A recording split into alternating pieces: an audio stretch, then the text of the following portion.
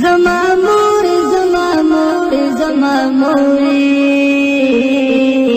راته ګرانه تر هر چا وې زما مور د والدینو حقوق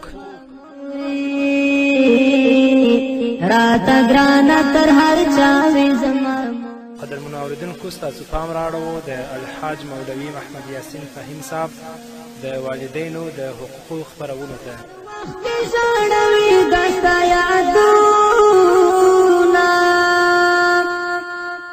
بسم الله الرحمن الرحيم الحمد لله رب العالمين حمد الشاكرين الصلاة والسلام على سيد الأنبياء والمرسلين سيدنا ونبينا وشفيعنا ومولانا محمد وعلى آله وأصحابه الطيبين الطاهرين قدرمن اوریدونکو د ژوند د لارې د خپرونې مینوالو السلام علیکم ورحمت الله وبرکاته. ستاسو روغتیا او خوشحالي د پاک رب نه غواړم په دې هیله چې د صحت او عافیت جامې پر تن ولرئ او خوشحالي مو په برخه وي. دا دی زه محمد یاسین فهیم د ژوند د لارې د خپرونې په وړاندې کولو کې ستاسو په خدمت کې یم. زموږ د نن ورځې د خپرونې موضوع بیا هم حقوق والدین یا د مور و پلار حقوق. رسول اکرم صلی الله علیه وسلم لکه څنګه چې په دې خبره باندې تاکید کړی چې تاسو خپل مور و پلار سره ښه چلند کوئ د هغو د حقوقو درناوی او احترام وکړئ. همدارنګه رسول اکرم صلی الله علیه وسلم له مور و پلار نه سوا له نورو خپلوانو سره د ښه چلند کولو حکم کړی، ځکه هغه کسان چې غیر د مور و پلار نه نورو خپلوانو سره ښه چلند کوي الله رب العزت به د هغوی په خاندان او په کورنۍ کې محبت پیدا کړي. الله رب العزت به د صلې رحمي په وجه باندې د دوی مال زیات کړي او دریم دا چې الله رب العزت به د دوی په عمر کې زیادت راولي. حضرت ابي هریره رضی الله تعالی عنه د رسول اکرم صلی الله علیه وسلم نه روایت کوي، فرمایي قال رسول الله صلی الله علیه وسلم تعلموا من أنصابكم ما تصلون به أرحامكم فإن صلة الرحم محبة في الأهل مسرات في المال منصات في الأثر. رواه ترمذي.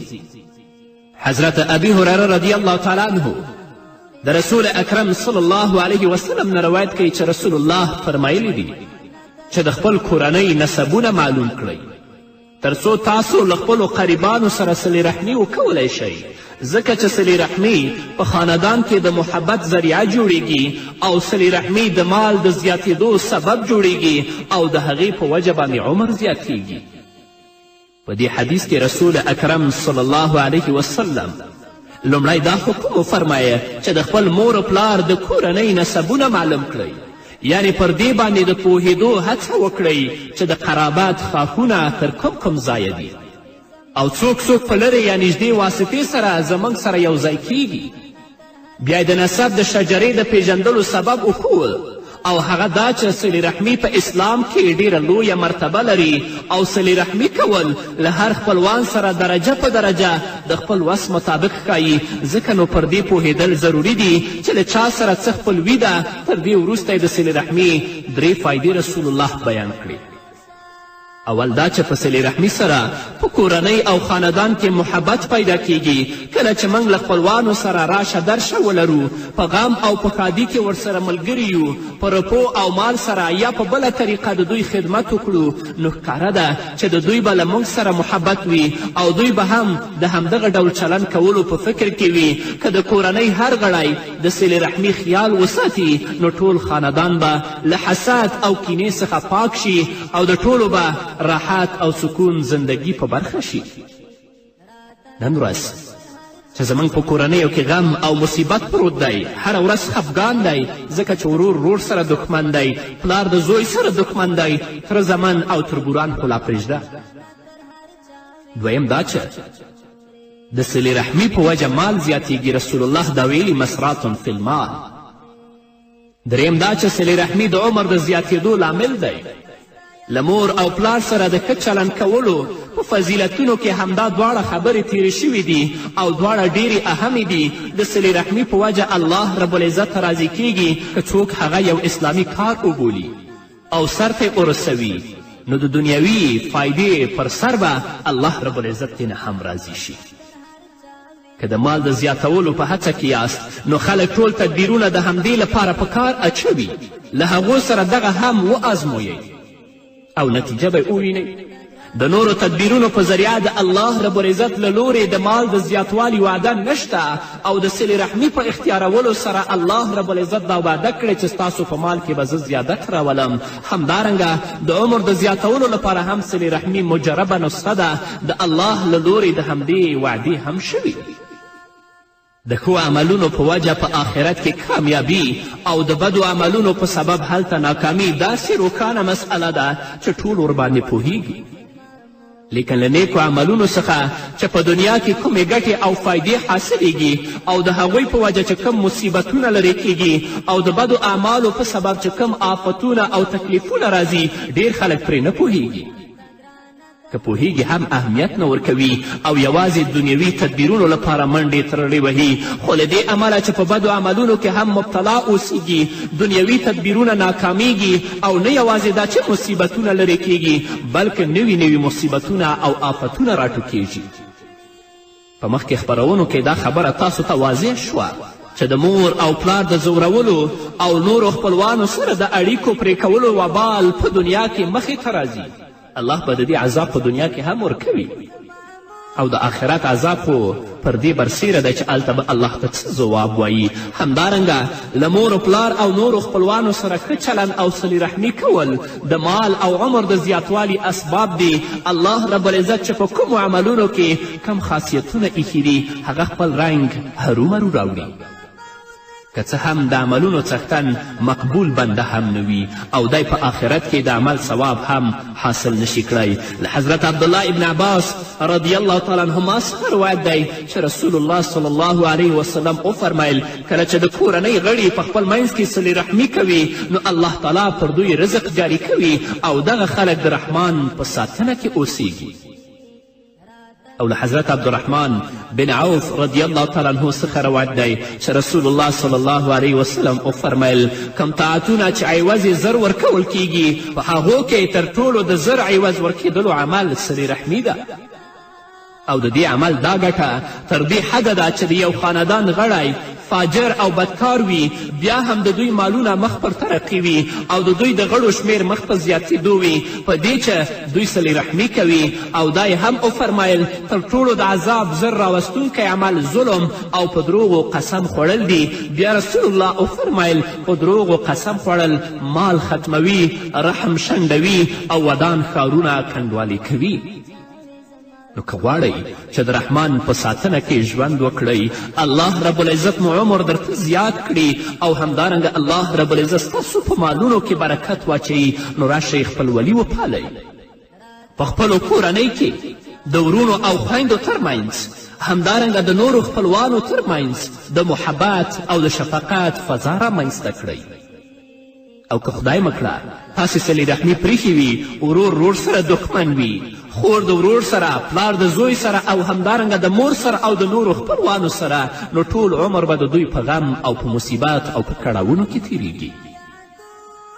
حضرت ابو هریره رضی الله تعالی عنه د رسول اکرم صلی الله علیه وسلم نه روایت کوي، فرمایي چې رسول اکرم صلی الله علیه وسلم وفرمیل کله چې د غنیمت مال د کور سرمایه جوړه شي، یعنی امیران، مشران او قمندانان او د منصبونو څښتنان په هغه قابض شي او مستحقینو ته یې ورنه کړي، همدارنګه امانت د غنیمت مال وګڼل شي، یعنی په امانت کې خیانت کول او هغه خپل مال ګڼل او هر ډول تصرف پکې کول پیل شي.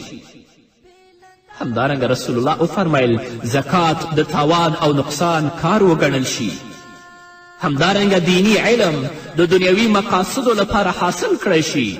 همدارنګه سړی د خپلې میرمنې اطاعت وکړي او د مور نافرمانی وکړي، ملګري نږدې کړي او پلار لرې کړي، په جماعتونو کې غږونه په زوره شي، د قبیلې سردار فاسق او د قوم مشر هغه کس جوړ کړی شي چې په دوی کې تر ټولو ډیر رزیل وي، د انسان عزت د هغه د شر له ویرې وکولی شي، سندرغاړې ښځې او د ساز و سروز آلات ظاهر شي او د شرابو څښل پیل شي او د دې امت خلک په تیر شوو خلکو لعنت ویل شروع کړي، نو په دې وخت کې د سره طوفاني باد، زلزلې او په ځمکه کې د ننوتلو او د صورتونو د مسخه کېدلو او د آسمانه د کاڼو د ورېدلو انتظار کوئ.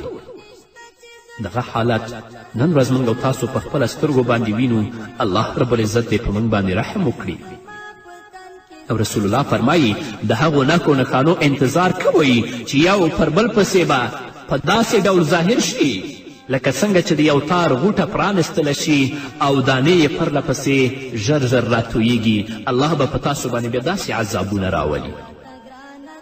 کله چې د غنیمت مال شخصي مال وګڼل شي او امانت مال غنیمت وګڼل شي او همدارنګه دینی علم د دنیوي مقاصدو لپاره حاصل شي، سړی د خپله ښځې تابعدار شي، مور پرېږدي او همدارنګه سړی خپلو ملګرو ته دومره نږدې شي چې پلار پرېږدي، په جوماتونو کې غږونه پورته شي، د قوم سردار هغه څوک وي چې هغه ډېر سخت فاسق وي او د خلکو عزت د دې لپاره کیدی شي چې د هغو له شر نه ویریږي او همدارنګه سندرغاړې ظاهرې شي، د ساز و سرود آلات ظاهر شي، شراب څښل پیل شي، نو رسول الله وایي چې تاسې د الله د عذابونو انتظار باسئ.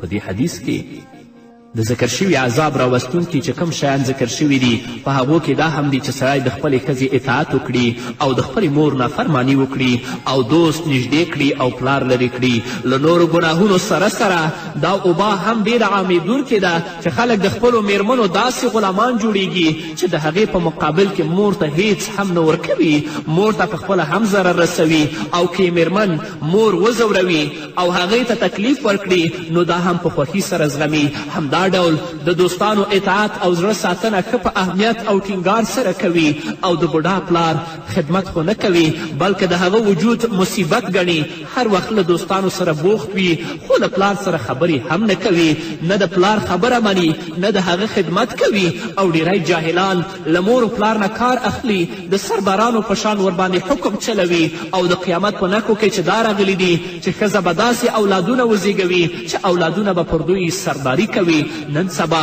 دا وړاندوینې د ناصالح اولاد په ذریعه پوره کیږي. په دې حالاتو کې که مصیبتونه راشي او د آفتونو غرونه وچوي نو څه تعجب دی.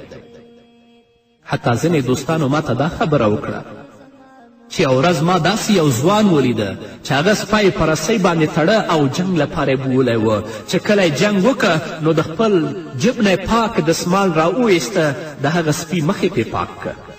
نو هغه وایي چې ما ته ډېر زیات تعجب وشه چې آیا دغه ځوان به په دغه پاک دسمال باندې د خپل بوډا او د مظلوم پلار مخ کله پاک کړي، د هغه اوښکې به پاکې کړي او همدارنګه د خپلې ګرانې مور اوښکې او مخ به په دې دسمال باندې پاک کړي. په داسې اولاد دی لعنت وي چې هغه په دسمال باندې صفا دسمال د جب نه را اوباسي، سپي مخ پې پاکوي خو خپل مور و پلار ته توجه نه ورکوي. دا اولاد به آخرت په ورځ الله په حضور کې څه جواب وایي او د دې ژوند او د دې آینده به څنګه وي. الله رب العزت دې په موږ باندې رحم وکړي، الله دې موږ ته هدایت وکړي. نور به واورو قدرمنو اورېدونکو خو د یوې دمې نه وروسته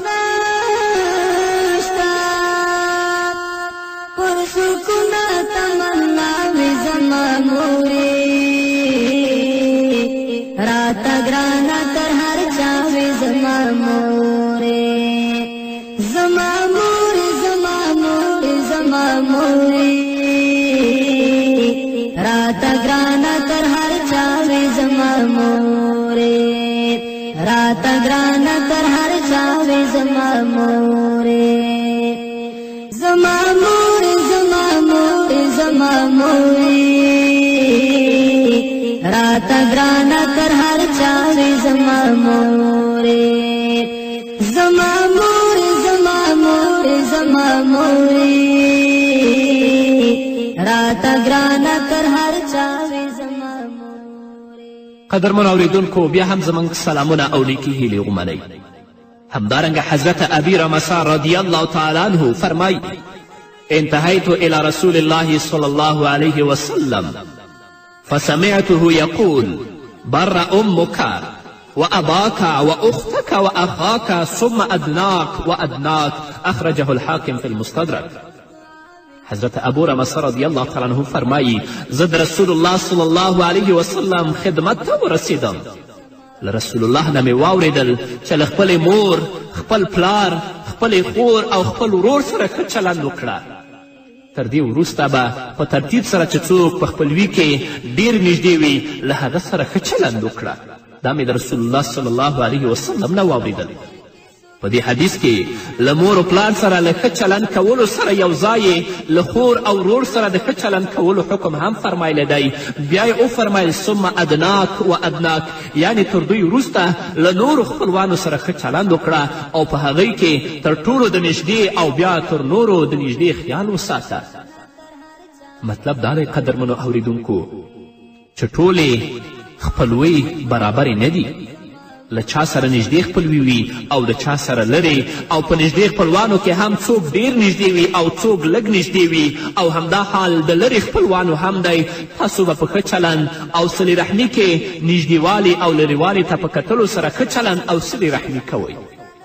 نږدې ته ترجیح ورکړئ.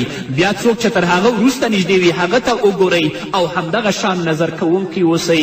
دا توپیر د مال په لګولو کې دی. په سلام کلام کې دی له یوه نه هم سپما نه کوي.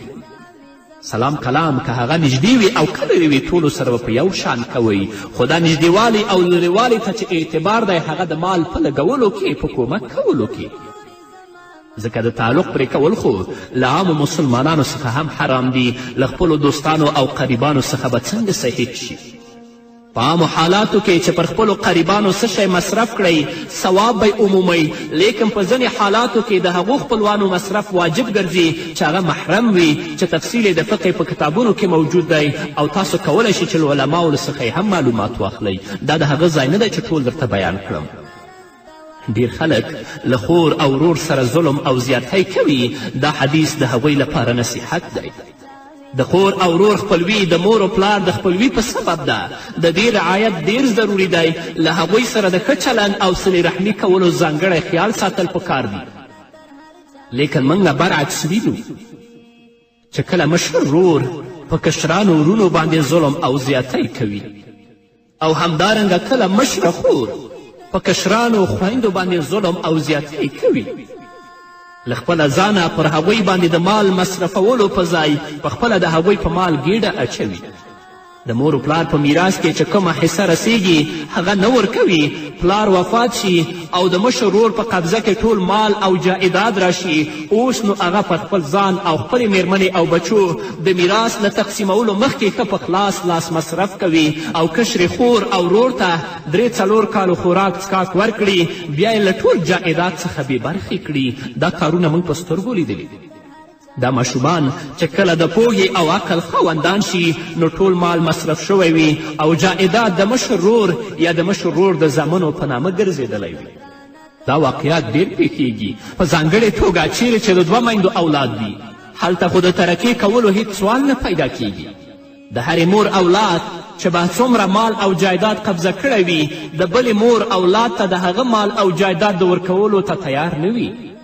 هر خوا د خپل ځان د ګڼلو دعویدار وي، په انصاف سره ورکولو ته نفس نه راضي کوي. دا ډیره لویه قطع رحمي ده. او خویندو ته خو د هغوی مور و پلار له میراث نه یوه کورنۍ څه شی ورکي، خو ډیرې کورنۍ داسې دي چې د خپل خویندو په حقوق باندې ګیډه اچوي، چې په دې کار کې د دینداري دعویداران هم شاته نه پاتې کیږي. ځینې خلک د معافي اخیستلو د بهانې په کولو سره د خویندو د میراث حق خوري. خویندو ته وایي چې خپله حصه موږ ته راکړئ. هغوی دا فکر کوي چې راکوي خو یې هسې هم نه، له ورور سره به څنګه جنجال کوم، صرف په ژبه باندې ووایي چې موږ معاف کړل. دا ډول معافي شرعا معتبره نه ده.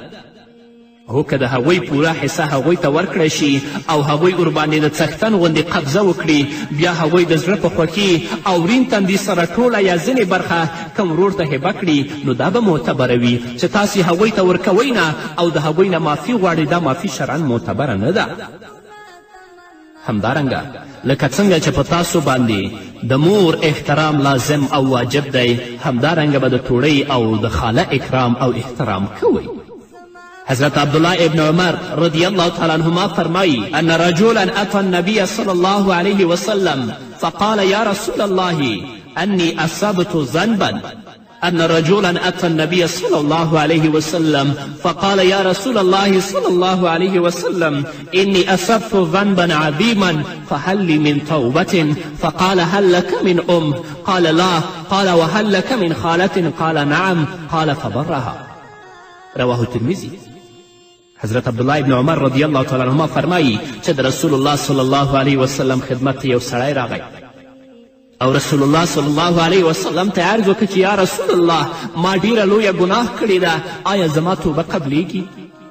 رسول الله صلی الله علیه وسلم وفرمایل ستا مور ژوندی ده؟ هغه سړي عرض وکړ نه. رسول الله صلی الله علیه وسلم ورته وفرمایل آیا ستا توړۍ او خاله ژوندی ده؟ هغه سړي وفرمایل هو ژوندی ده. رسول الله وفرمایل له هغې سره ښه چلند وکړه.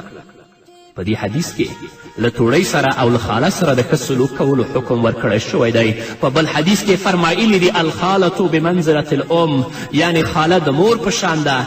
هغه د خپلې خور اولاد ته د مور په شان ګوري او د مور په څیر له شفقت څخه ډک چلند ورسره کوي. فقهاو لیکلي دي چې د مور تر مرګ یا طلاق وروسته د ماشوم د پالنې حقداره توړۍ او خاله ده. د هغې حق تر پلار او خور هم مخکې دی او د دې وجه د هغې شفقت ده. د مور په شتوالي کې هم له توړۍ سره لیدنه کتنه او ښه چلند کول پکار دي، بلکې د مور تر مرګ وروسته دې له توړۍ سره د لا زیات ښه چلند خیال وساتي، ځکه چې هغه د مور په ځای ده. د یوې کبیره ګناه د کفارې لپاره رسول الله صلی الله علیه وسلم له توړۍ او خاله سره د ښه سلوک کولو حکم ورکه چې مور نشته نو د مور له خور سره ښه سلوک او صلې رحمي وکړه. الله تعالی به دې ګناه در وبخي. په توړۍ برسیره د مور په واسطه چې هر څوک خپلوان وي له هغوی سره د صلې رحمي کوي. د مور و پلار او د مور مور او د هغوی اولاد او اولاد او اولاد له دوی ټولو سره دې ښه چلند کوي چې الله رب العزت د دوی په کورنۍ کې محبت پیدا کړي، الله رب العزت د دوی په مال کې برکت واچوي او الله رب العزت د دوی عمر زیات کړي. په همدې هیله قدرمنو اوریدونکو دا وه زموږ د نن ورځې خپرونه چې ستاسو درانه حضور ته وړاندې شوه. تر بلې خپرونې پورې چې زه بیا هم ستاسو درانه حضور ته راځم، تاسو ټول په پاک رب سپارم. پاتې ژوندم نیکمرغه، ښاد، بریالي او کامیاب اوسئ. هر وخت ژړوي درته یادونه چې به تل لاس په دعاوې زما مورې راته ګرانه تر هر چا وې زما مورې زما مورې زما مورې زما مورې راته ګرانه تر هر چا وې زما مورې بې له تا مې زندګۍ کې سکون نشته بې له تا مې زندګۍ کې سکون نشته پر سکونه تمنا وې زما مورې راته ګرانه تر هر چا وې زما مورې زما مورې زما مورې زما مورې